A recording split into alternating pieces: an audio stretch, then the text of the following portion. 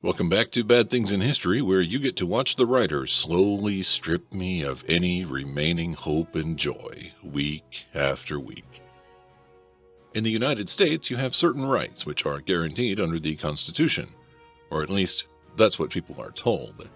As we have revealed in previous episodes, the right to free speech has been eliminated before, but that isn't the only right politicians have taken from citizens. In the early 20th century, the Supreme Court decided that sterilizing disabled people was perfectly acceptable. Today, we are going to tell you the story of how it happened. The birth of eugenics. Francis Galton was born in Birmingham, England on February 16, 1822. He was quite intelligent, a fact which became evident while he was still very young. He was able to read at the age of 2. By age 5, he understood Latin and Greek. As he grew into a young man, Francis studied medicine. Then he focused on mathematics. In 1845, he joined the Royal Geographical Society and began traveling all over Africa. But as he entered middle age, Francis Galton began focusing more on scientific achievements. He helped develop several fields of study, including meteorology, statistics, psychology, and biology. He also developed the concept of using fingerprints to solve crimes. Francis also thought that some people were simply better than others. In 1873, he wrote a letter that argued that the Chinese were superior to Africans. So he encouraged them to move to the African continent and displace the natives that lived there. He also studied human heredity. Francis decided that less desirable traits could be eliminated from humanity if reproduction was more strictly controlled. If people who were healthy and useful produced children, but those with physical or mental flaws were kept from reproducing, then the world, according to Francis, would be a better place. In 1883, he named this philosophy eugenics. In a book on the topic, he wrote, "We greatly want a brief word to express the science of improving stock, which is by no means confined to questions of judicious mating, but which, especially in the case of man, takes cognizance of all influences that tend in however remote a degree to give the more suitable races or strains of blood a better chance of prevailing steadily over the less suitable than they otherwise would have had. The word eugenics would sufficiently express the idea." These ideas gained popularity over the next 20 years throughout both Europe and the United States. By 1909, the Eugenics Education Society was established. It published its own journal called the Eugenics Review. Francis Galton died in 1911 at the age of 88 years old, but his ideas lived on, and people suffered because of it. Protecting society. Albert Sidney Priddy was born in Charlotte, Virginia on December 7, 1865. He served in the Virginia House of Delegates on 2 separate occasions. Albert was also a doctor and a eugenicist. In 1910, he became the first superintendent of the Virginia State Colony for Epileptics. The facility was meant to accept men who had epilepsy and keep them separated from the rest of society, but a year later, Albert decided that it could accept women too. The state colony was in high demand almost as soon as its doors opened. Many of those suffering from mental illness were kept in prisons. It seemed that Albert Priddy's treatment plan might be an improvement over incarceration, but his treatment came with a price. He believed that people who were mentally handicapped, or feeble-minded as it was called at the time, were a danger to society. The best way to deal with the threat was with forced sterilization. More specifically, he preferred to sterilize women. In 1916 alone, he performed 80 operations on unsuspecting women, ensuring they could never again have children. In one case, a man named George Mallory was out of town. When he returned, his family was gone. He found that Albert Priddy had declared that his wife and daughter were feeble-minded. They were forcibly taken and sterilized.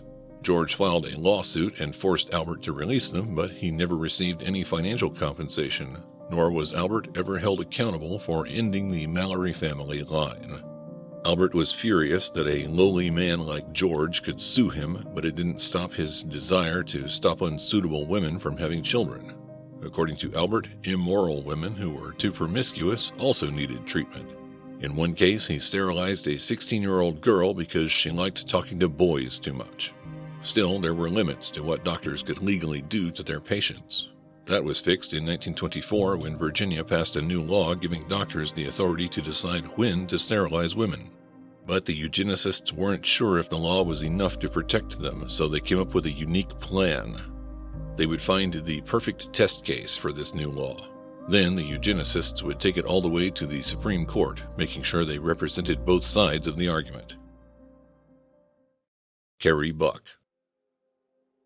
On June 4, 1924, Albert saw a new patient. Her name was Carrie Buck. She was the perfect candidate for the new test case.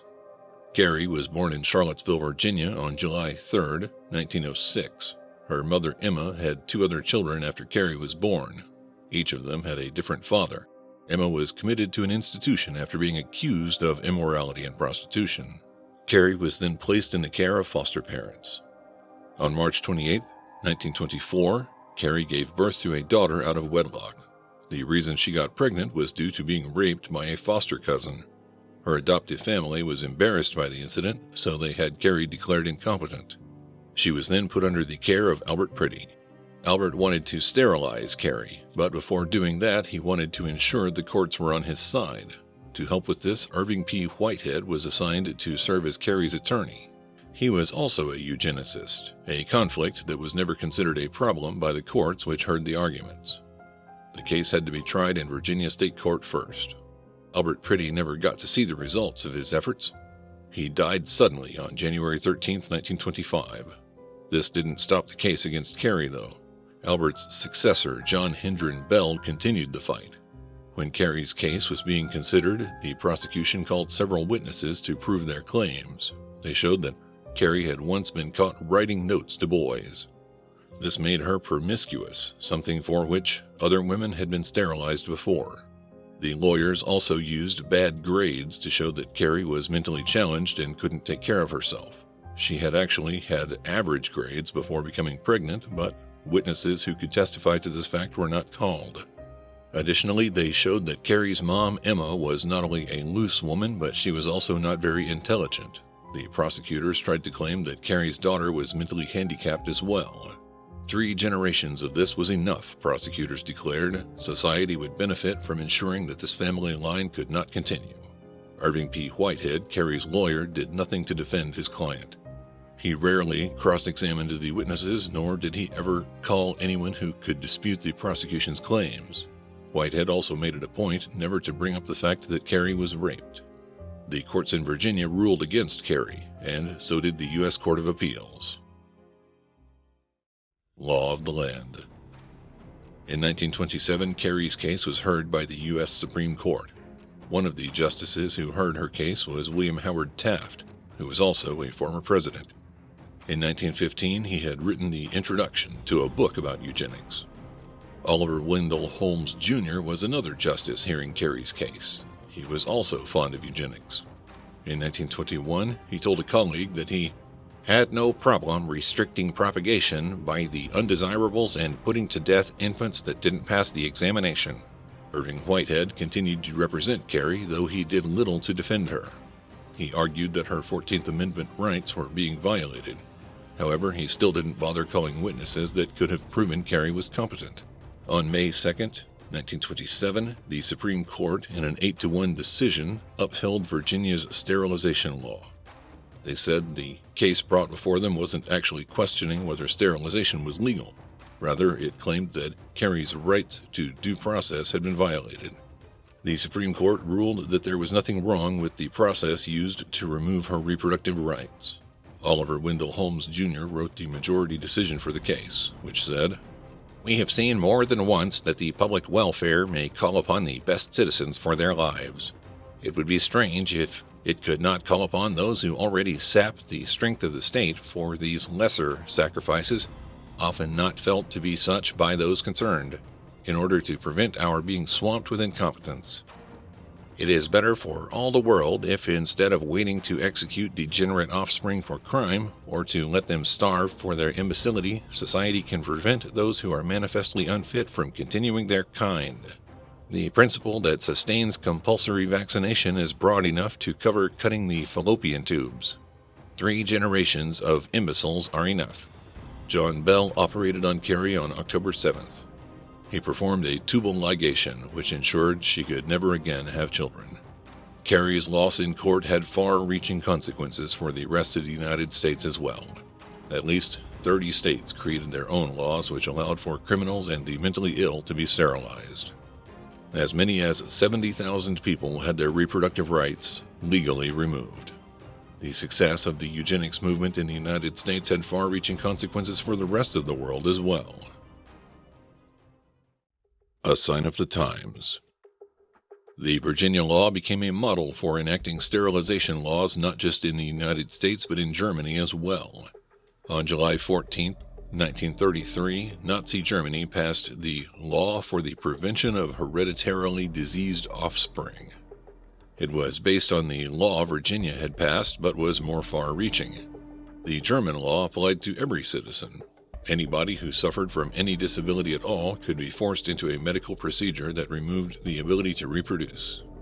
By the time World War II ended, over 400,000 German citizens had been sterilized against their will.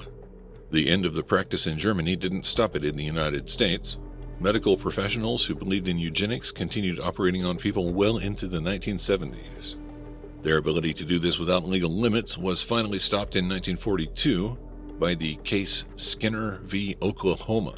In 1935, Oklahoma passed a law that allowed it to forcibly sterilize a criminal if he or she was convicted 3 or more times. The first time the state tried to use it was in May 1936.